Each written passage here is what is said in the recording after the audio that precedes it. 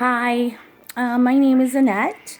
I'm 52 years old, and about a month ago, I was diagnosed with stage 2 renal cell carcinoma.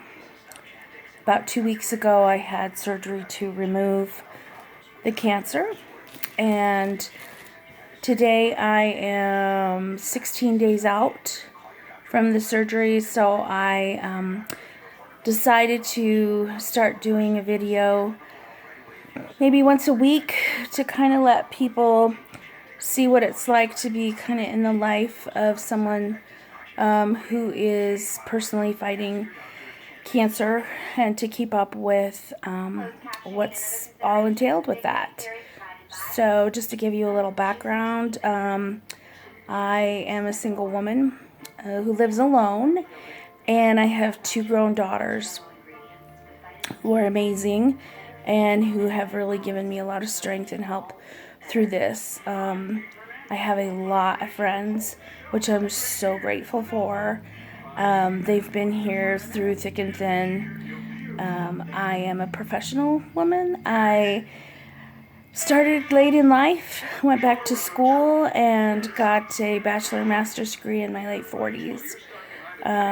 And so now I have a good career. I bought my very first home since my divorce last summer, and I wrapped that around having a knee replacement.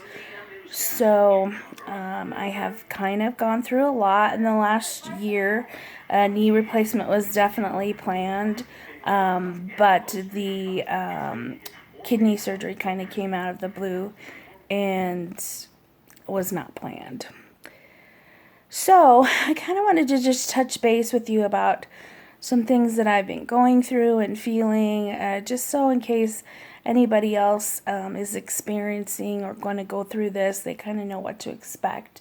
I know everybody's not the same, and every situation and every cancer's not the same, but I didn't want to be just like so hush hush about it. Like when I found out I had cancer, being in healthcare for the last 30 years, I was nervous and scared like anybody else, but I had a lot of background and a lot of information from working with different doctors and seeing, people being diagnosed with cancer and surviving has really helped me to understand that it isn't just the most scary thing that you could ever find out about.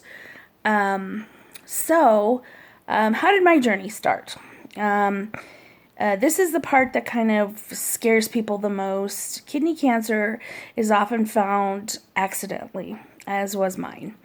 I had been taking some medicines for rheumatoid arthritis. So, in a lot of ways, they say my arthritis saved my life. I was taking these medicines, and I have to be tested every 3 months when you take toxic medicines just to make sure that your liver and kidneys function properly. The funny thing is my kidneys were always functioning properly. My liver started to be elevated a little bit. So my provider, who's my rheumatologist, is also one of my best friends. She said, Annie, you met your deductible. Let's do an ultrasound of your liver. And I said, Amanda, that's a little excessive, it seems like. And she's like, it's just good to check it. And, why not? You've met your deductible. So I'm like, okay. So very nonchalant, very casually, I went in December before my insurance ended. And lo and behold, they did an abdominal ultrasound, and liver was okay. And they found a mass in my kidney. So I went to urologist Dr. Michael Lee here in Fort Collins, Colorado, and he's amazing. And he kind of just gave it to me straight. He just said, cancers that they find in the kidney with solid tumors are almost 100% always positive, malignant.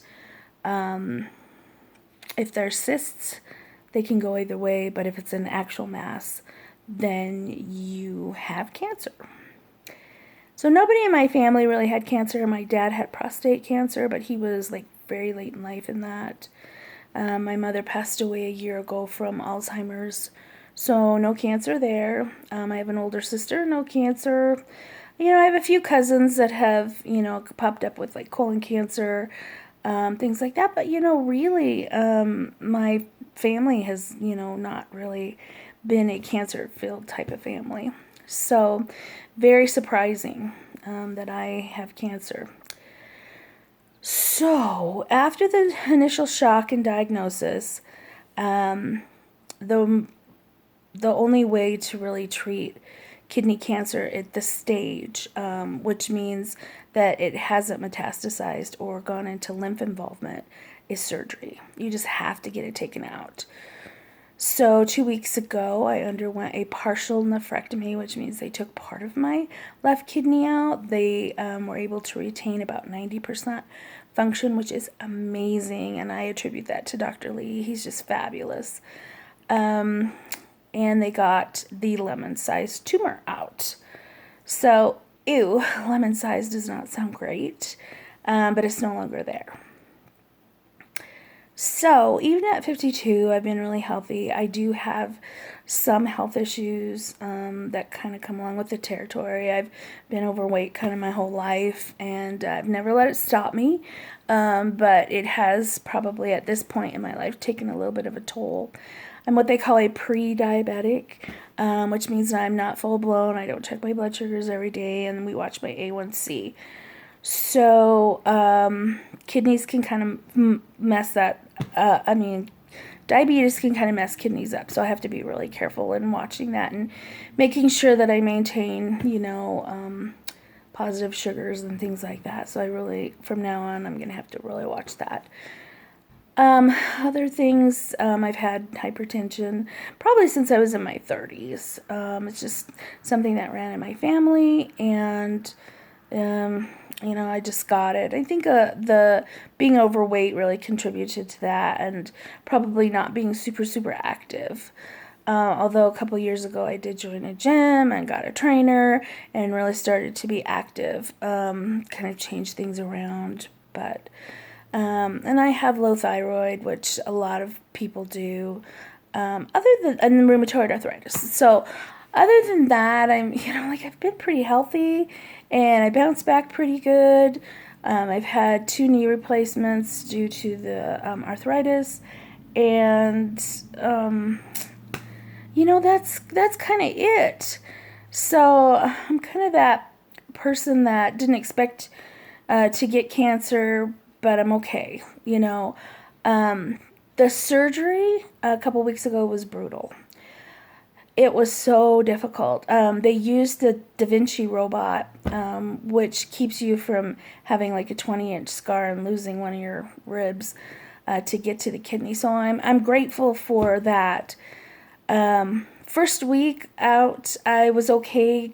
Pain was not bad. The hospital stay was horrible because being a pre-diabetic and whatnot, and having part of your kidney removed, they wanted to let it kind of rest.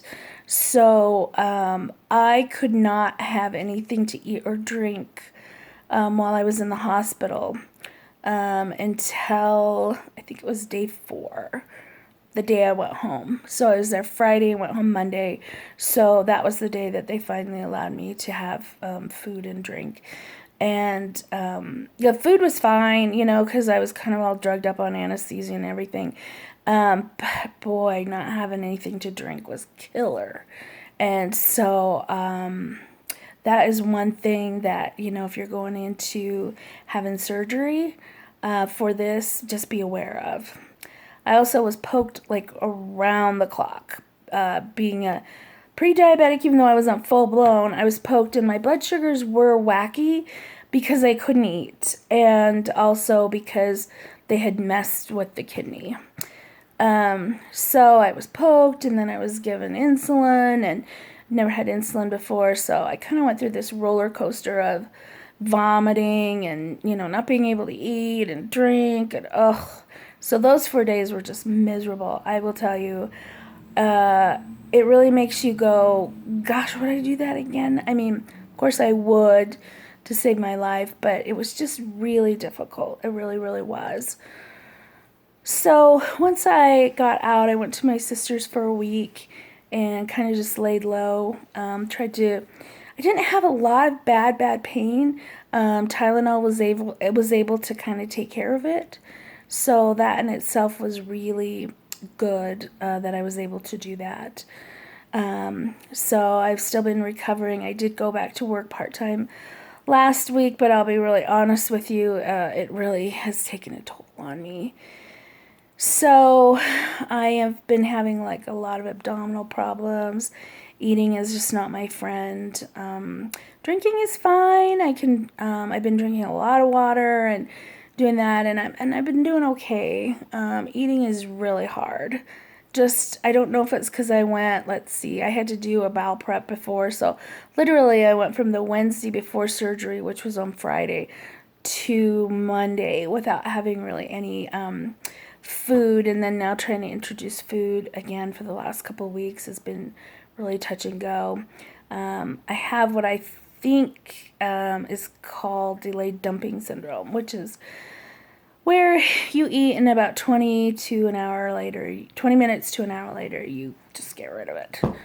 So it's kind of left me wiped out. I'm just wiped out. So anyway, I just kind of wanted to start the process of, just being really open about this. If you have questions, if I'm able to answer them, I will be more than happy to. Of course, I'm not a doctor. I'm a registered medical assistant, and I have a bachelor's degree in health administration and also master's in adult education.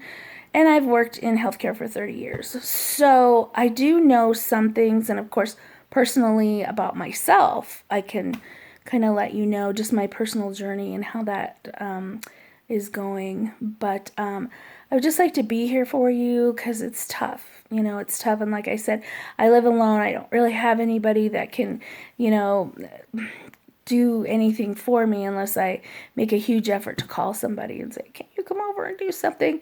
So, I just kind of wanted to share my story. I'll kind of go into more detail, or as, people ask questions, we'll kind of go from there. But I live in Colorado, and I have two amazing grown daughters and two grandkids that I'm really looking forward to being a part of their life. So we're going to see how this journey goes, and as I go on and as I encounter new tests or new appointments, I will keep you posted. So I will see you next week.